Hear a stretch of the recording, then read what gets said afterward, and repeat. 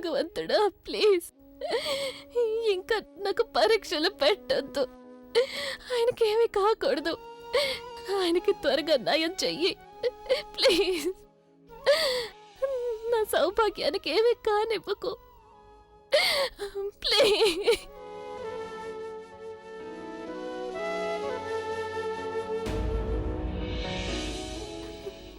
ఏమీ కాదు మీకు, ఏమీ కాదు.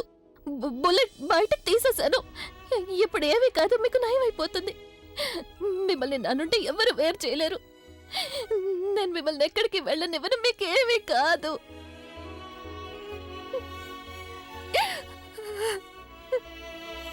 మీరెవరూ నమ్మకపోవచ్చు, కానీ నేను తెలుసుకున్నాను. ఎవరైతే అక్కని బావగారిని కిడ్నాప్ చేశారో వాళ్ళకి హెల్ప్ చేసింది ఇంకెవరో కాదు, నిజానికి ఆలియానే.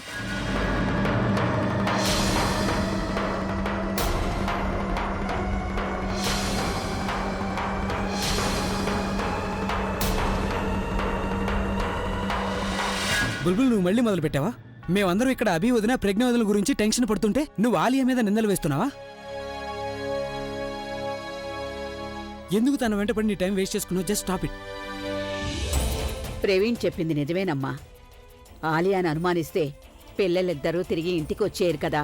నాకు తెలుసు మీరు నా మాటలు నమ్మరేని. అందుకే నేను కేవలం ఆలియా పేరు చెప్పడం లేదు. నా దగ్గర దానికి సంబంధించిన బలమైన ప్రూఫ్ ఉంది. ప్రూఫా? ఏం ప్రూఫ్ ఉంది తన దగ్గర? దానికి మీరందరూ నాతో పాటు రావాల్సి ఉంటుంది. ఆ ప్రూఫ్ తీసుకోవడానికి ఆలియా స్వయంగా ఒక చోటుకు వెళ్ళింది. బుల్బుల్ ప్లీజ్, నువ్వు ఏమంటున్నావో మాలో ఎవరికి ఏమీ అర్థం కావట్లేదు. ప్లీజ్ బీ క్లియరా? చూడు ప్రవీణ్, నా దగ్గర ఏ ప్రూఫ్ లేదు, కానీ నేను ఆలియాకి అబద్ధం చెప్పాను. తన్ని ఇరికించడానికి అప్పుడే తన మనసులో ఏం నడుస్తుందో నేను తెలుసుకోగలను కాబట్టి.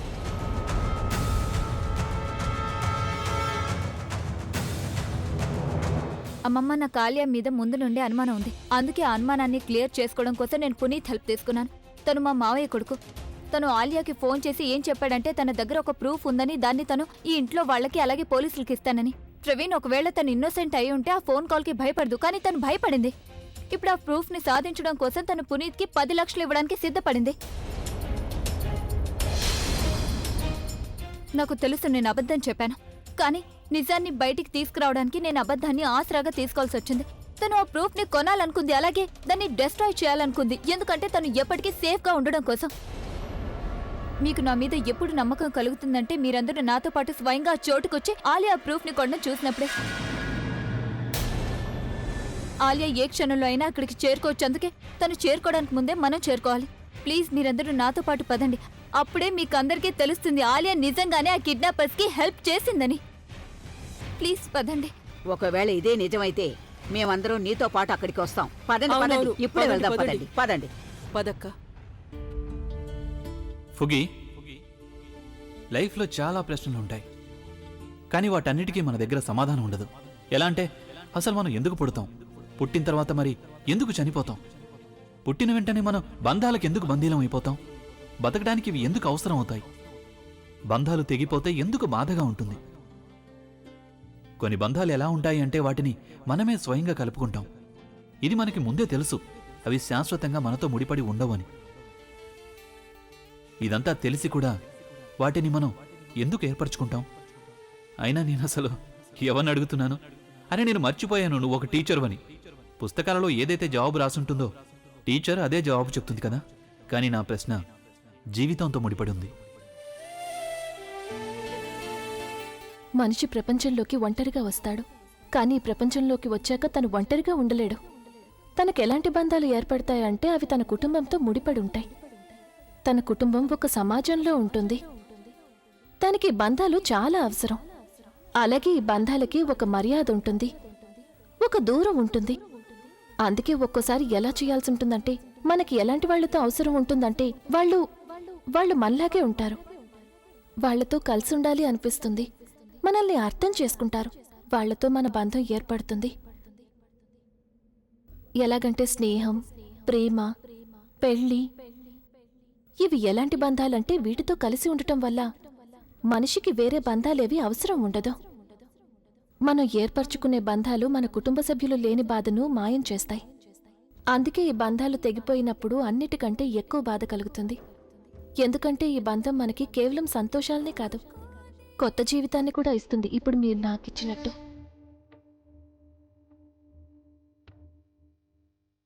నేను మిమ్మల్ని ఒక ప్రశ్న అడగనా? ఇలా ఎందుకు జరుగుతుంది? ఏ బంధం గురించి మన ప్రపంచం అంతా వెతుకుతూ ఉంటాము, అది మన కళ్ళ ముందే ఉండి కూడా మనకది కనిపించదు. ఎందుకు అలా జరుగుతుంది చెప్పండి?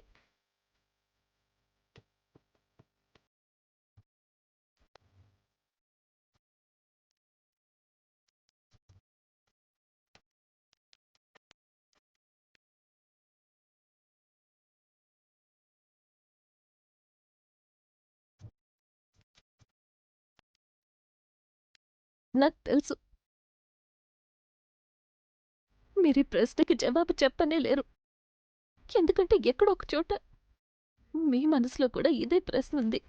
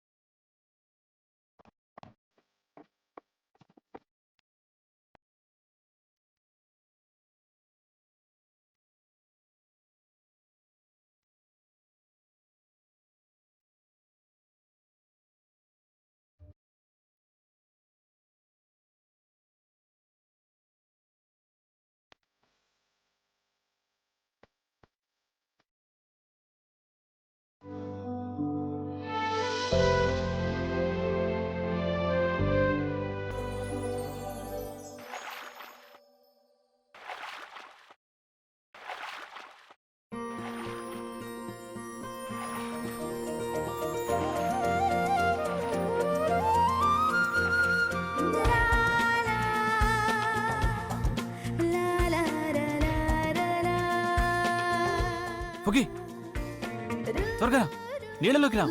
నేనెలా? మీకు తెలుసు కదా నాకు ఈత కొట్టడం రాదని. ఈత రాకపోతే ఏంటి, నువ్వు నా మీదకి ఎక్కి కూర్చో. అలా ఎలా కూర్చుంటాను? నువ్వు నీళ్ళలోకి వస్తావా రావా? రాను. అయితే నీళ్ళే నీ దగ్గరికి వస్తాయి. ఓకే,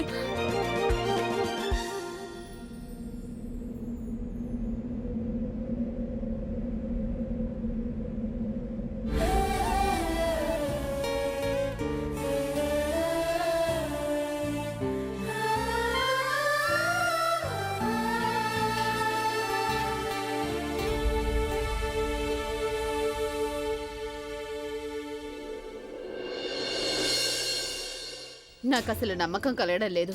వీటన్నిటి వెనక ఆలియా ఉందా? నమ్మకం అయితే నాకు కూడా కలగడం లేదు. భగవంతుడా, అసలు ఇదేం పరీక్ష తండ్రి? అదే నేను అంటున్నాను. మనం అభిప్రజ్ఞలను కిడ్నాప్ చేసిన కిడ్నాపర్ని వెతకడం మానేసి ఆలియా ఆ కిడ్నాపర్తో ఇన్వాల్వ్ అయిందా లేదా అని చూడ్డానికి వచ్చామా? వీళ్ళందరూ ఇక్కడికి ఎందుకు వచ్చారంటే ఈ కిడ్నాపింగ్ కి ఆలియాకి సంబంధం ఉందా లేదా అని. కానీ నాకైతే దీని గురించి ముందే తెలుసు కదా. కానీ వైశాలి, ఆలియా ఇక్కడ ఇరుక్కుపోతుందనే విషయం తనకిప్పుడు తెలీదు కదా. కానీ ఒకవేళ తను దొరికిపోతే ఆ తర్వాత తను నీ పేరు కూడా చెప్పేస్తుంది కదా, నిన్ను కూడా పట్టించేస్తుంది. సైలెంట్గా ఇక్కడి నుంచి వెళ్ళిపో వైశాలి. కానీ ఇదే నీకున్న అవకాశం వైశాలి. ఆలియాకి బ్యాండ్ మోగుతుంటే చూడ్డానికి. తను రెడ్ హ్యాండెడ్గా దొరికిపోయినప్పుడు తన మొహం ఎలా ఉంటుందో నేను చూడాలి కదా. ఇక అప్పుడు నాకు ఎంత ప్రశాంతంగా ఉంటుందంటే అది కేవలం నాకు మాత్రమే తెలుస్తుంది. ఒకవేళ తను దొరికిపోయిన తర్వాత తను నా పేరు చెప్పేస్తే ఏం చేయాలనేది నేను అప్పుడు ఆలోచిస్తాను. కానీ ఇప్పుడు నేను ఈ లైవ్ టెలికాస్ట్ని ఎంజాయ్ చేయకుండా ఎలా వదిలేయగలను? ఆలియా ఇక్కడికి ఏ టైంలో అయినా వచ్చే ఛాన్స్ ఉంది. తను ఇక్కడికి రావడానికి ముందే మనం అందరం లోపలికి వెళ్ళి దాక్కోవడం మంచిది. ఎందుకంటే ఆలియా మనలో ఎవరినైనా చూసిందంటే అప్పుడు తను తిరిగి వెళ్ళిపోతుంది. తర్వాత మనం తన్ని రెడ్ హ్యాండెడ్గా పట్టుకోవడం కుదరదు. ప్రవీణ్, నువ్వు అందరినీ తీసుకెళ్లి లోపల దాక్కు. పదండి అత్తయ్య. సరే పద. పునీత్, నువ్వు చాలా కేర్ఫుల్గా ఉండాలి. ఎందుకంటే ఆలియా చాలా స్మార్ట్ కాబట్టి మనం ఎట్టి పరిస్థితుల్లోనూ తన్ని రెడ్ హ్యాండెడ్గా పట్టుకొని తీరాలి. సరేనా? నువ్వు తనతో మాట్లాడుతున్నప్పుడు తనకు కొంచెం కూడా అనుమానం రాకుండా చూసుకో, లేదంటే తను వెళ్ళిపోతుంది. నువ్వు టెన్షన్ పడకుండా ఉండక్క. తను నన్ను ఇరికించింది కదా, ఇప్పుడు నేను తనని ఇరికిస్తాను చూడు. తను తప్పించుకునే ఛాన్సే లేదు. You don't worry. All the best Puneet. Yeah. నేను కూడా వెళ్ళి లోపల దాక్కుంటాను.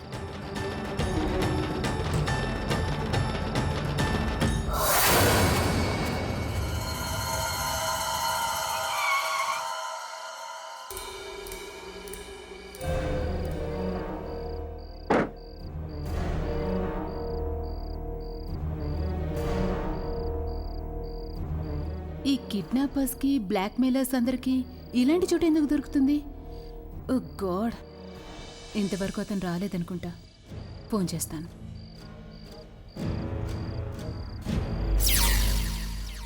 హలో, చూడు, నేను ఇక్కడికి వచ్చేసాను. నువ్వు వీలైనంత త్వరగా ఇక్కడికి వచ్చాయి. నేను ఎక్కువసేపు ఇక్కడ వెయిట్ చేయడం కుదరదు. నాకు అంత సేఫ్ కూడా కాదు.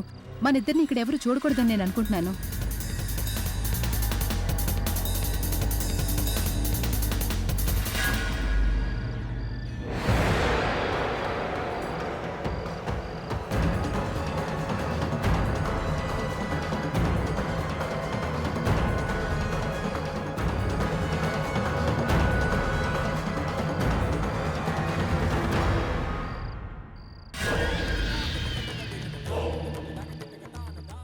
డబ్ల్యూ ముందు ప్రూఫ్స్ ఇవ్వు.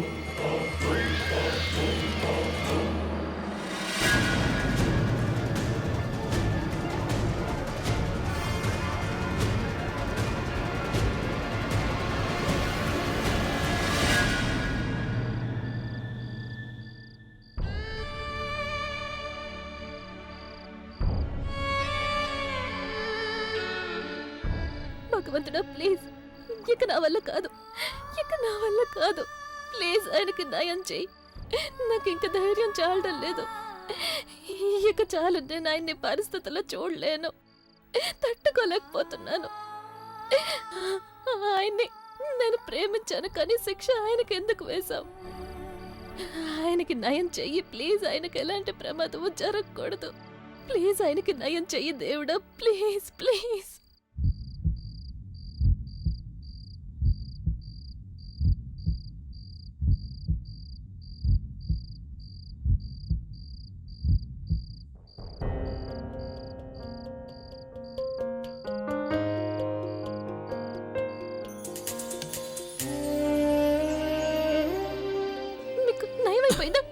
నయమైపోయిందా? మీకు స్పృహ వచ్చింది? మీరు బాగానే ఉన్నారుగా? బాగానే ఉన్నారుగా? మీకేం కాలేదుగా? మీకు నయమైపోయింది, మీకు స్పృహ వచ్చింది. భగవంతుడికి ధన్యవాదాలు, మీకు స్పృహ వచ్చింది.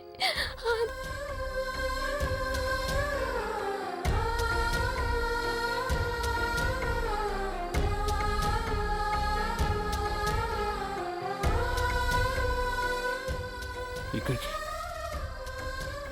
డాక్టర్ ఎవరైనా వచ్చారా? లేదు. మరి ఈ బుల్లెట్ని నువ్వే బయటికి తీసావా? మీరు పడుకుని ఉండండి. అలాగే ఉండండి. ఏంటి? నెమ్మదిగా పడుకోండి మీరు. కాసేపు ఏమి మాట్లాడకండి. ఇదిగోండి, కొంచెం నీళ్లు తాగండి.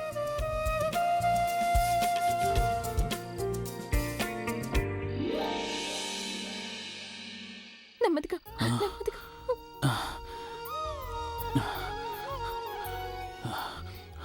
నువ్వు నన్ను చంపలేదు ఎందుకు? ఎంత మంచి అవకాశం దొరికింది నన్ను వదిలించుకోవడానికి. కానీ నువ్వేంటి అనవసరంగా నా ప్రాణాలు కాపాడావు. చూస్తుంటే నేను నీకు పెట్టే టార్చర్ నీకు బాగా నచ్చినట్టుంది. సరే, నువ్వు ఇంటికి పద, తర్వాత చూడు. మాట్లాడకుండా పడుకోండి. ఇప్పుడు నువ్వు ఇంటికి పద, ఆ తర్వాత చెప్తాను. నేను నాకు చాలా ఉక్కపోతూ అనిపిస్తోంది. ఇక్కడ ఏసీ లాంటిదేం లేదా?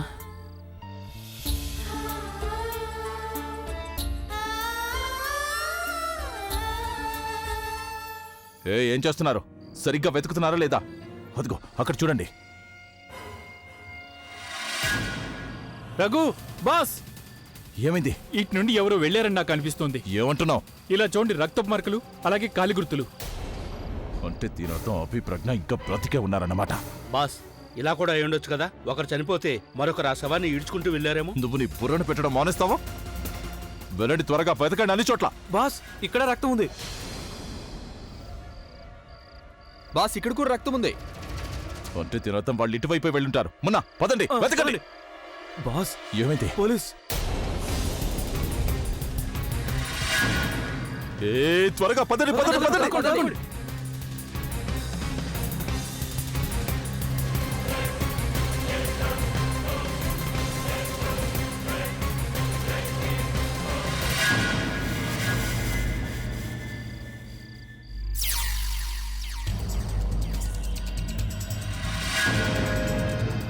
ఏంటిదంతా?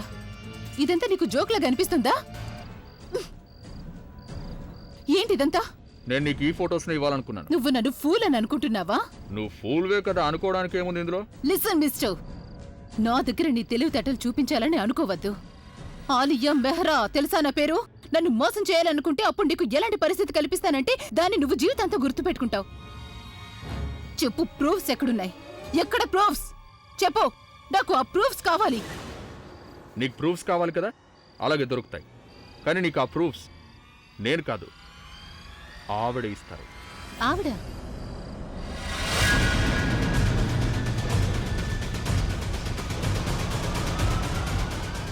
నానమ్మ,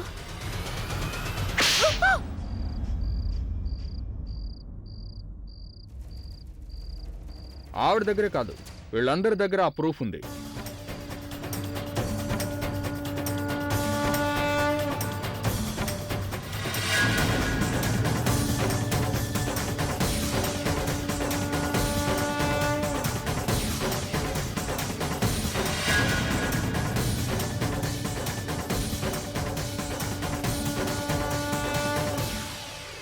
ఈ రోజు ఆలియా పని అయిపోయినట్టే. కానీ వైశాలి నువ్వు ఇక్కడే ఉండు. ఎందుకంటే నువ్వు ఎదురుపడ్డావంటే తను మొత్తం బ్లేమ్ నీ మీదకే తోసేస్తుంది. నేను ఇక్కడికి వచ్చినప్పుడు నువ్విలా చేస్తావని నాకు కొంచెం కూడా నమ్మకం కలగలేదు.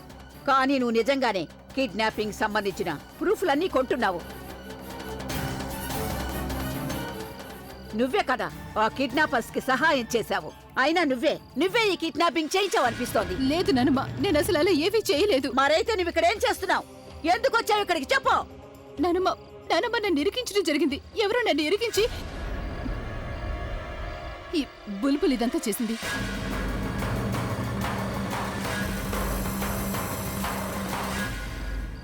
నా ఫ్యామిలీ నాకు తోడుగా ఉండడం తనకి ఇష్టం లేదు. అందరి ముందు నన్ను తక్కువ చేసి చూపించాలనుకుంది. అందుకే ఇదంతా చేసింది నానమ్మ. Just shut up Alia. Just shut up, okay? ఇంకెన్ని అబద్ధాలు చెప్తావు నువ్వు? అయినా ఏమన్నావు నువ్వు? ఇదంతా నేను చేశానన్నా, నేను ప్లాన్ చేశానా నీకు వ్యతిరేకంగా? ఇక్కడికి ఎవరు పిలిచారు నిన్ను? నేను పిలిచానా? లేదు కదా. చూశారు కదా మీరందరూ. నేను చెప్పానా నాకు ఆలియా మీద అనుమానం ఉంది, కానీ ఎవరు నా మాటలు నమ్మలేదు. ఎంత సెల్ఫిష్ నువ్వు. నీ ఫ్యామిలీ సంతోషంగా ఉంటే నువ్వు చూడలేవా? నువ్వు కేవలం నీ గురించి ఆలోచిస్తావు, నీ సంతోషాల గురించి ఆలోచిస్తావు. మీ అన్నయ్య గురించి ఒక్కసారి కూడా ఆలోచించలేదు.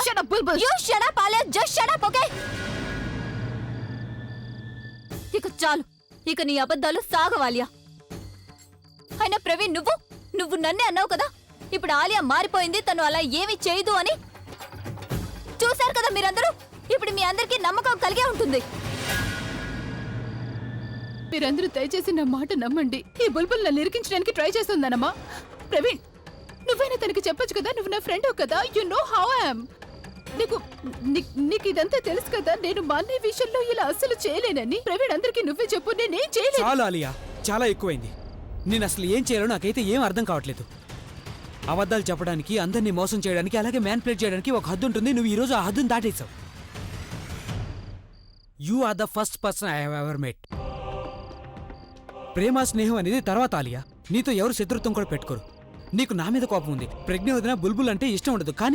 కానీ అభి తనేమన్యాయం చేశాడు నీకు. తను నీకు అన్నయ్య అవుతాడు ఆలియా, అన్నయ్య. చిన్నప్పటి నుంచి ఈ రోజు వరకు తను నీ కోరికలన్నీ తీర్చాడు. నానమ్మ తర్వాత ఎవరినైనా ప్రేమించాడు అంటే అది నిన్నే ఆలియా. కానీ నువ్వే తనకి ఇలా చేస్తావా? ఇదంతా తెలిసాక నేను బాధపడుతున్నాను, నానమ్మ బాధపడుతుంది. అభి పరిస్థితి ఏమవుతుంది? తను నిన్ను క్షమించగలడో లేదో కూడా నాకు తెలియట్లేదు. అభి నిన్ను క్షమించగలడేమో గాని నేను మాత్రం నిన్ను ఎప్పటికీ క్షమించను. నా అభిని ప్రజ్ఞని అక్కడ ఆ కూండాల దగ్గర వదిలేశావు, కానీ ఇక్కడ బాధపడుతున్నట్టు నాటకం ఆడుతున్నావు. ప్రవీణ్ సరిగ్గానే చెప్పాడు. నీకంటే సిగ్గులేని మనిషి ఈ ప్రపంచంలో ఎక్కడా ఉండదేమో. ఆలియా, పిల్లి కూడా దాని ఇంటినది కాపాడుకుంటుంది. కానీ నువ్వు నీ ఇంటినే కూల్చేశావు. వదిన ఆడపడుచుల మధ్య బంధం సరిగ్గా లేకపోయినా పర్వాలేదు, కానీ అన్న చెల్లెల బంధానికైనా మర్యాద ఇవ్వాల్సింది కదా. ఇప్పుడైతే నీకు ఏమీ మాట్లాడే అర్హత లేదు.